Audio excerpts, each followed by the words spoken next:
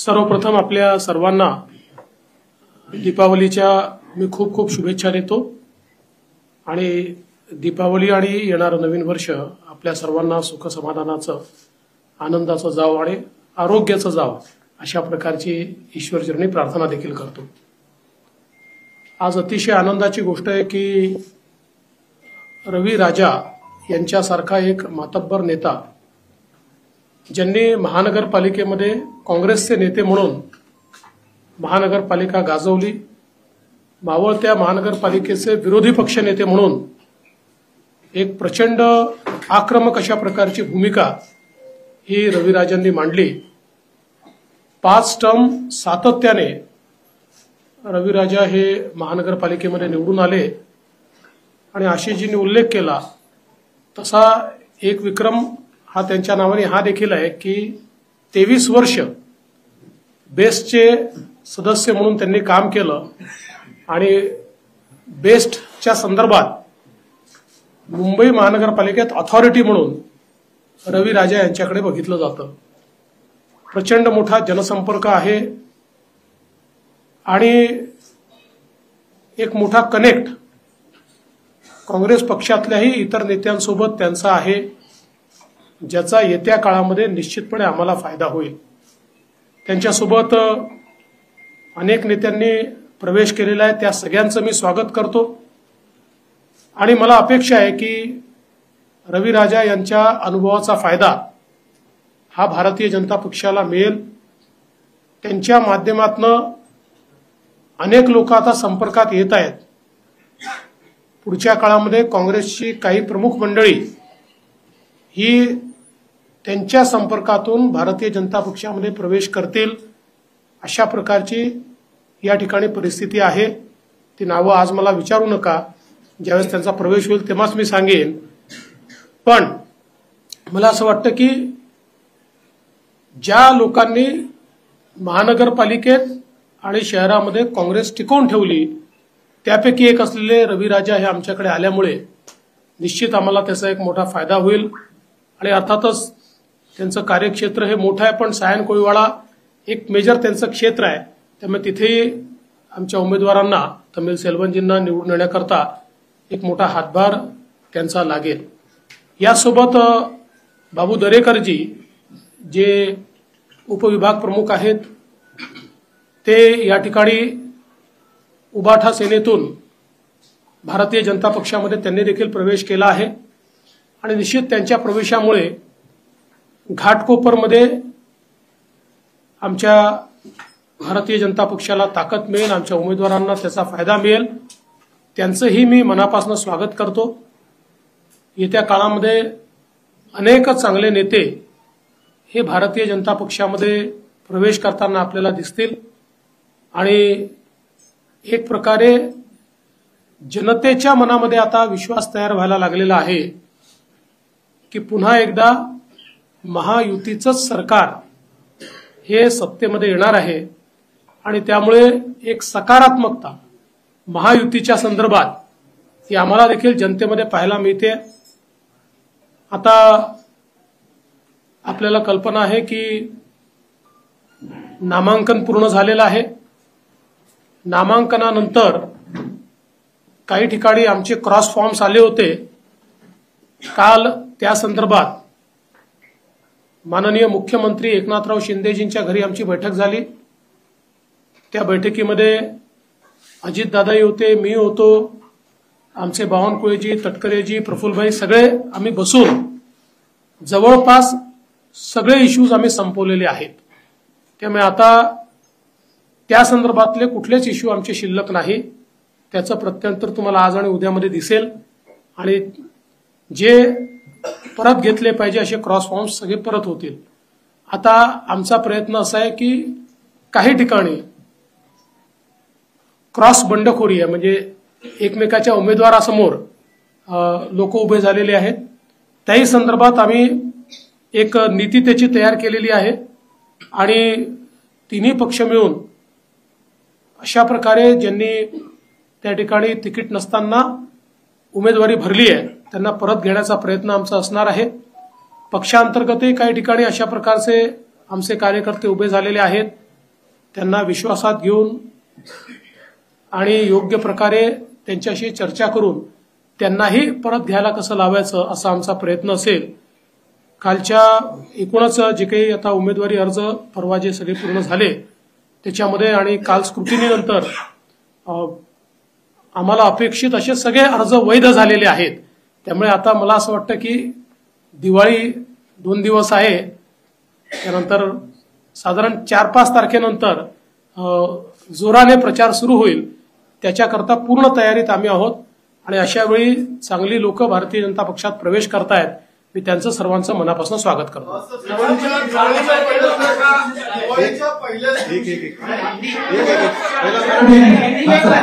पहिले मराठी मग हिंदी.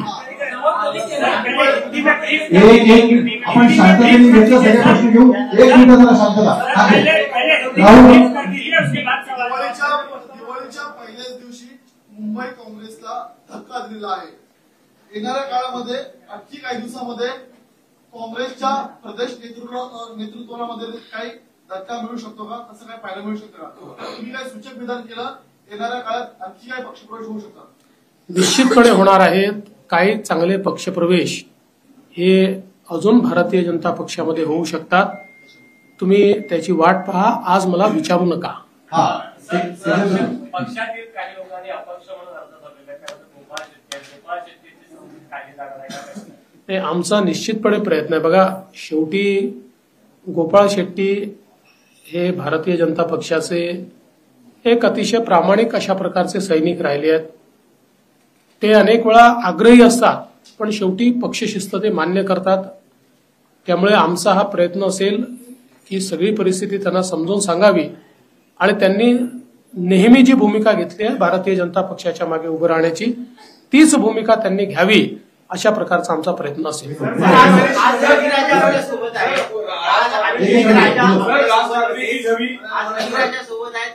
एक राजा म्हणजे राज ठाकरे त्यांना राजा म्हणतात, ते सुद्धा सोबत होते. ते म्हणाले की लवकरच महाविकास आघाडी नाही तर महायुतीचं आणि भाजपचं सरकार आहे, भाजपचाच मुख्यमंत्री होईल.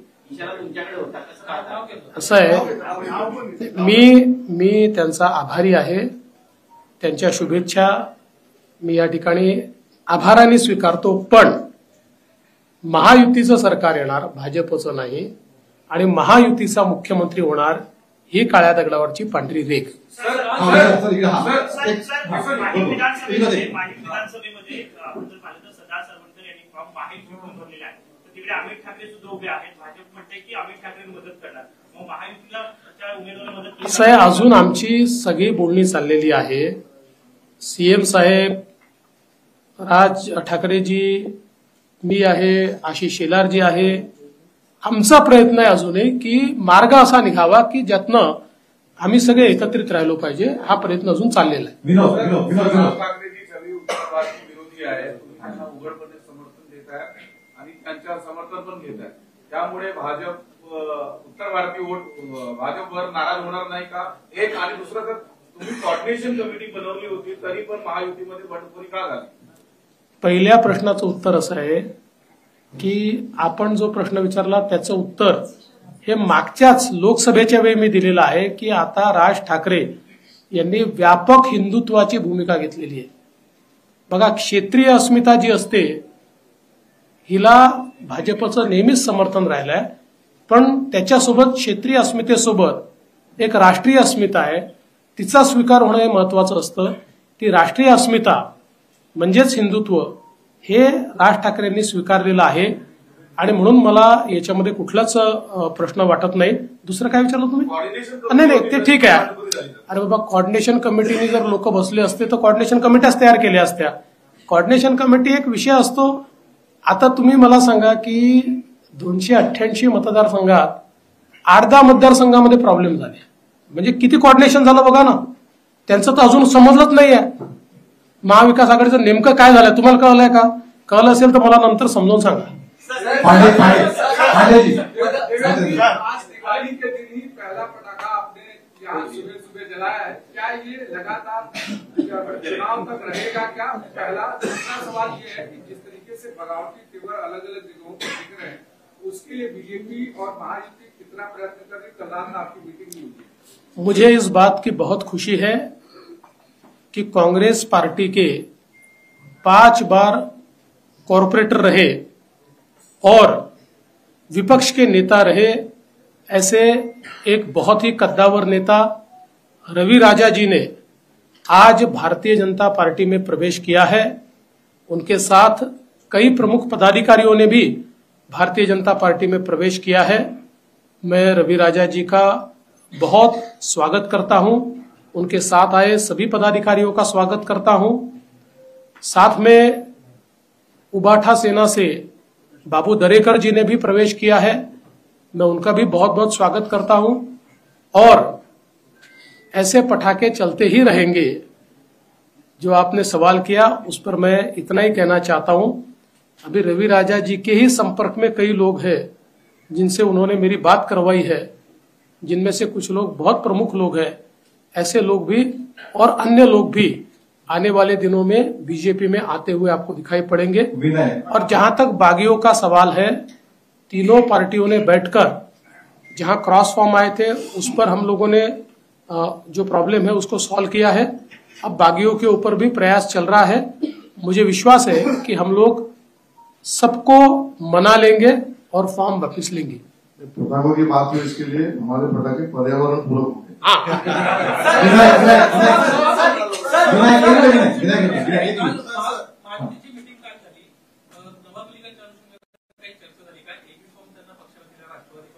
मला असं वाटतं याच्यावरची अधिकृत भूमिका आशिष शेलारांनी काल मांडली, त्याच्यानंतर मी देखील ती भूमिका अधिकृत आहे हे सांगितलेलं आहे। त्यामुळे आता याच्यावर पुन्हा पुन्हा चर्चा करून काही फायदा नाही।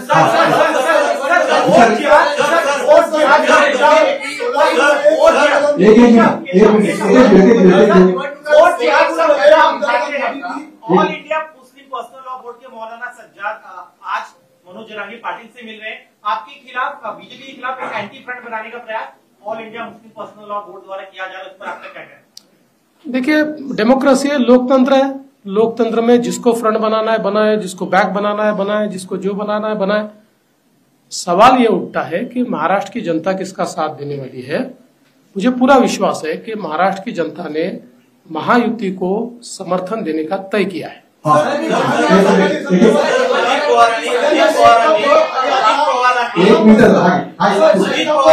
अजित पवारांनी तासगावमध्ये फार मोठं वक्तव्य केलं। कथित सिंचन घोटाळ्या प्रकरणी त्यांनी आर पाटील यांनी माझा केसाने गळा कापला असं वक्तव्य केलं। मोठा गौप्यस्फोट आहे, ती फाईल तुमच्याकडे आली होती काय? असं आहे, या संदर्भात मी कालच सांगितलेलं आहे आणि ही फाईल कुठली गोपनीय फाईल नाही, माहितीच्या अधिकारात देता येते अशा प्रकारची फाईल आहे। त्यामुळे तुम्हाला काय इंटरेस्ट असेल तर तुम्ही देखील मागून घ्या, पण आता वारंवार तो प्रश्न कशाला? आता आर पाटील हे हयातीत नाहीत, त्यामुळे त्याच्यावर फार बोलणं योग्य नाही। मला असं वाटतं त्या संदर्भात काल मी उत्तर दिलेलं आहे। भारतीय जनता पार्टी ने नवाब मलिक को अपने से अलग कर लिया था, एनसीपी ने भी अलग कर लिया था। निश्चित रूप से उनकी मुलाकातें होती थी, लेकिन जिस प्रकार से नवाब मलिक को कैंडिडेचर दिया गया है, आने वाले दिनों में सरकार बनती है तो क्या नवाब मलिक को आप सरकार में शामिल करेंगे? क्योंकि वो तो एनसीपी। अरे भाई, हम तो उनका प्रचार ही नहीं करने वाले, तो कहां से सरकार में शामिल करेंगे? हमने हमारी अधिकृत भूमिका कल बता दी है कि हम लोग उनका प्रचार नहीं करेंगे। उनके खिलाफ शिवसेना का उम्मीदवार है, उस उम्मीदवार का प्रचार भारतीय जनता पार्टी और शिवसेना करेगी। लेकिन नवाब मलिक के बेटी के खिलाफ, नवाब मलिक के बेटी के खिलाफ महायुति का कैंडिडेट क्यों? शिक्षक आहे, त्यांच्या पगारवाढीचा निर्णय घेण्यात आला होता, मात्र काही त्याच्यामध्ये त्रुटी आहे, ती पडताळणी करायची म्हणून या निर्णयाला ब्रेक दिली गेली आहे। काय नेमकी याच्यामध्ये सविस्तर माहिती? मला वाटत नाही असा कुठला ब्रेक दिला। आम्ही घेतलेल्या कुठल्याच निर्णयाला ब्रेक नाही। आमचे निर्णय सुसाट असतात, ब्रेक लागतच नाही। जवळपास 100हून अधिक सभा घेत आहेत, त्यामध्ये नरेंद्र मोदींच्या 8 ते 10 सभा आहेत। काय नेमकं नियोजन? असं आहे की भारतीय जनता पार्टी आणि सगळेच पक्ष निवडणुकाच्या निमित्ताने सभा घेत असतात। आमची राष्ट्रीय पार्टी आमच्याकडे अतिशय पॉप्युलर अशा प्रकारचं नेतृत्व आहे, लोकांना हवं असं वाटणारं नेतृत्व आहे। त्यामुळे निश्चितपणे मोदीजी असतील, अमितभाई शाह असतील, नड्डाजी असतील, किंवा आमचे मुख्यमंत्री असतील, किंवा गडकरी साहेब असतील, असे जे राष्ट्रीय स्तराचे राजनाथ सिंगजी असतील, राष्ट्रीय स्तराचे नेते असतील, किंवा आमचे मुख्यमंत्री असतील, आम्ही कोणाकोणाला बोलवणार आहे हे फार सोपं आहे. तुम्ही आमची 40 लोकांची स्टार प्रचारकांची यादी बघा. त्या यादीत ज्या त्या प्रत्येकाची आम्ही या ठिकाणी सभा करू.